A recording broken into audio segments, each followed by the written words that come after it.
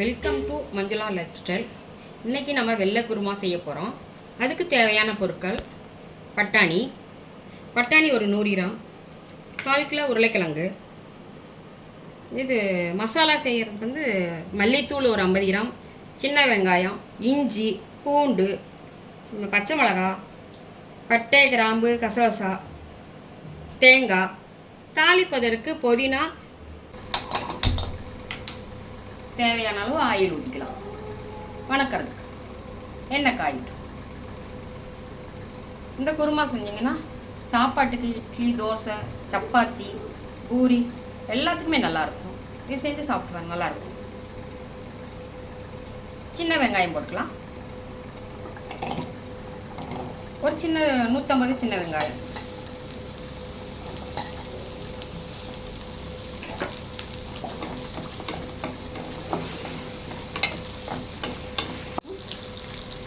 வெங்காயம் வணங்கிருச்சு.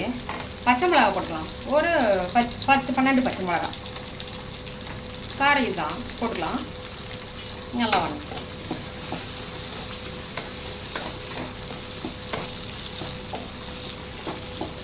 இருக்கும், நான் கூட சாப்பிட்லாம். சூப்பரான நல்லாயிருக்கும். செஞ்சு சாப்பிட்டு பாருங்க. இஞ்சி போட்டுக்குவோம். இஞ்சி ஒரு இஞ்சி, ஒரு கட்டி பூண்டு, ஒரு கட்டி போட்டு, பட்டை, கிராம்பு, சோம்பு, கிராம்பு, கசகசா எல்லாம் போட்டுருவோம். இதோட அதையும் போட்டு வணக்கி ஒரு வணக்கம். தேங்காய் அரை மூடி.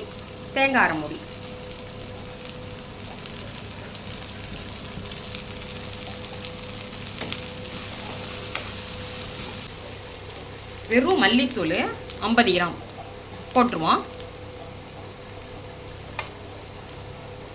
எதுவும் சேர்க்கல, வெறும் மல்லித்தூள் 50 கிராம்.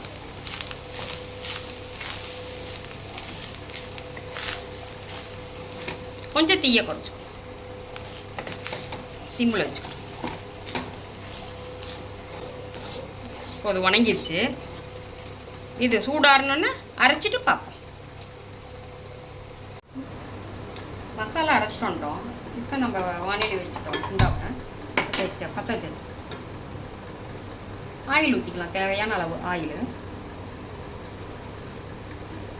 தாளிப்பதற்கு தேவையான ஆயில் ஊற்றிட்டேன்.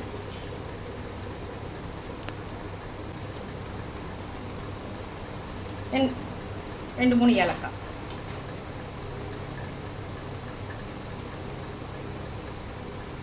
ஒரு 4-5 முந்திரி,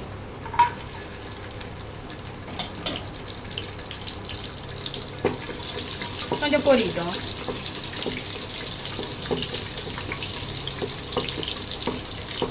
கடுகெல்லாம் போடக்கூடாது, தேவையில்லை. புதினா போட்டுருவோம்.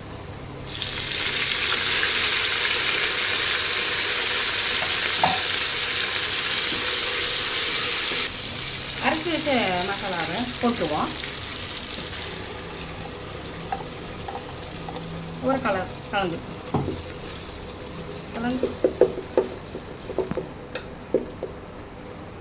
இதில் கொஞ்சம் தண்ணி ஊற்றி அலசி ஊற்றிடலாம்.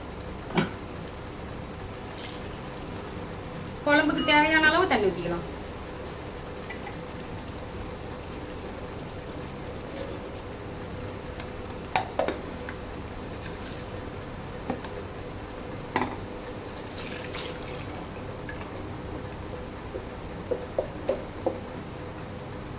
இன்னும் கொஞ்சம் ஊற்றிக்கலாம். கொஞ்சம் கெட்டியாக இருக்குது, இன்னும் கொஞ்சம் ஊற்றிக்கலாம்.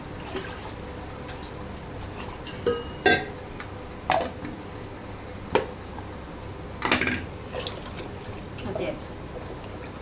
மஞ்சத்தூள் போடக்கூடாது.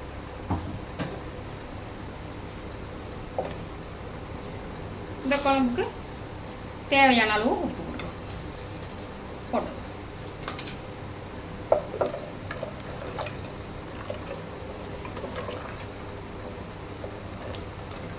ஒரு நிமிஷம் கொதி வரட்டும். கொஞ்சம் கொதி வரட்டும். அப்புறம் அந்த உருளைக்கிழங்கு, பட்டாணியை அப்புறம் சேர்த்திக்கலாம். குழம்பு கொதிச்சிருச்சு. இப்போ நல்லா கொதி வந்துருச்சு. உருளைக்கிழங்கு சேர்த்திடுவோம். பட்டாணியும் சேர்த்திடுவோம்.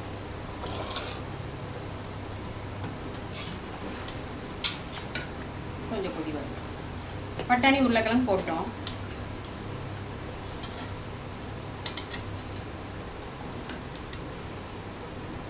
ஒரு நிமிஷம் கொதிக்கட்டும். உருளைக்கிழங்கு வெள்ளை குருமா ரெடி ஆயிடுச்சு. இதை நான் எடுத்து காமிக்கிறேன் பாருங்கள்.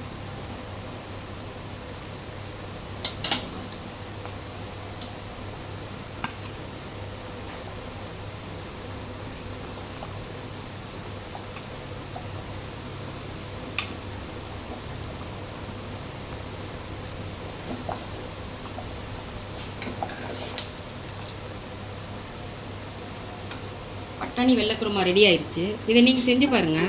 சாப்பாடு, இட்லி, தோசை, சப்பாத்தி, பூரி எல்லாத்துக்குமே நல்லாயிருக்கும். எல்லா சைட் டிஷ்க்கும் நல்லாயிருக்கும். இதை நீங்கள் செஞ்சு பார்த்துட்டு கமெண்டில் சொல்லுங்கள் எப்படி இருக்குன்னு.